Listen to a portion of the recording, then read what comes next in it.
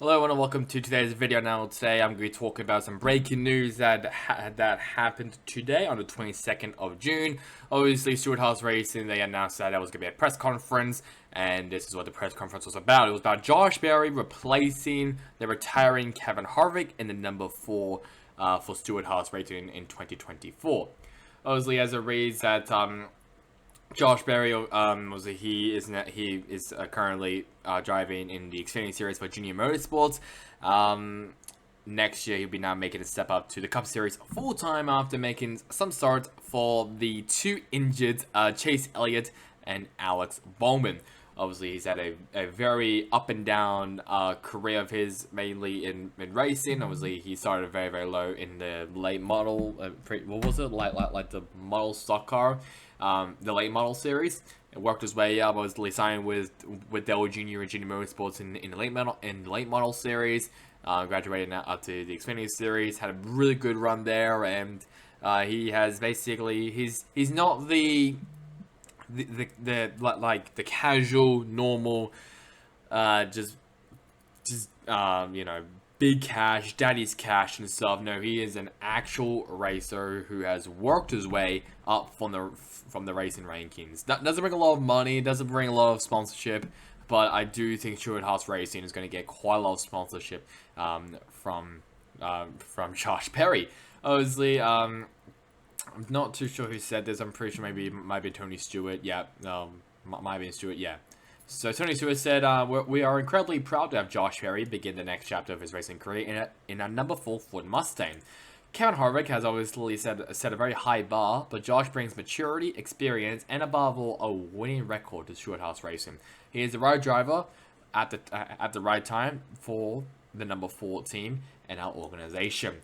Obviously, just like I said, he's part of the. He had a very illustrious career in the late model series.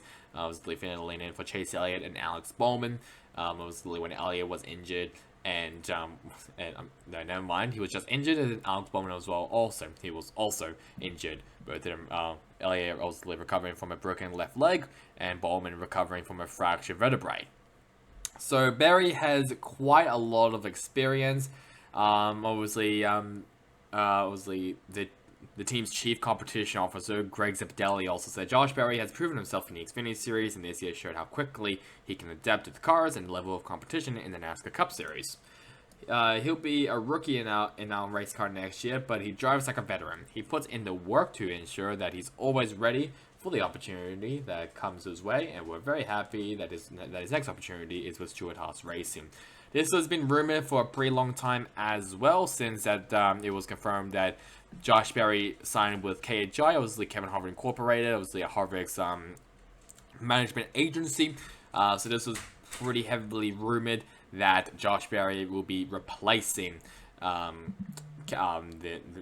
outgoing Kevin Harvick. Obviously, if we also have a look at what Kevin Harvick said. Kevin Harvick said, "Late model racing is where I come from, and I think it's the best place to learn and prepare to eventually race in the NASCAR Cup Series."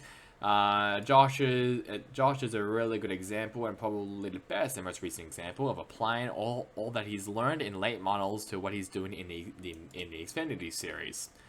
I'm pretty sure he continues on saying, "Winning the car's late model stock car to a championship in the NASCAR Weekly Racing Series Championship in 2020 requires a lot of skill and an equal amount of determination." Josh did both and won a lot of races along the way. That experience allowed him to be fast and successful right off the bat when he got to the Xfinity Series. And when he had his opportunity to race in the Cup Series earlier this year, he again showed speed and an ability to race at the front. Especially, pretty sure, was it at Richmond. So I'm very happy for Josh Berry to get this ride. I'm really excited to see how he goes.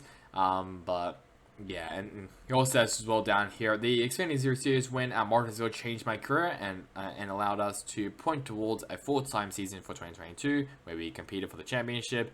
Who qualified for the championship in the Xfinity Series last year, but obviously when he got that win, and almost even won the championship as well. But Ty Gibbs, he was just too fast, too quick for him.